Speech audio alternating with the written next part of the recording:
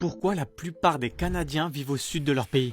Si je trace une première ligne invisible à seulement 200 km au nord de la frontière américaine, dites-vous que 90% des Canadiens vivent en dessous. Au-dessus, presque rien. Mais encore pire, si je trace une deuxième ligne au 49e parallèle nord, la fameuse frontière qui sépare les États-Unis du Canada pendant des milliers de kilomètres, dites-vous que 70% de la population canadienne vit en dessous. Et je ne plaisante même pas. Mais attention, ce n'est pas fini. Si je descends la ligne encore plus bas, au 46e parallèle nord, en dessous vit la moitié des Canadiens.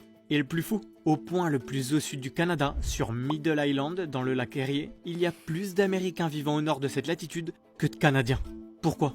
Parce que le nord du pays est trop hostile. Moins 40 degrés Celsius en hiver, pergélisol, ville isolée et un sol trop pauvre pour l'agriculture. Les meilleures terres et le climat le plus doux sont au sud, près des grands lacs et du fleuve Saint-Laurent, là où tout le commerce et l'histoire se sont développés. En 2025, comme il y a 300 ans, tout se passe en bas de la carte. Jacques a dit de t'abonner, sinon tu vivras au nord du 60e parallèle nord sans chauffage.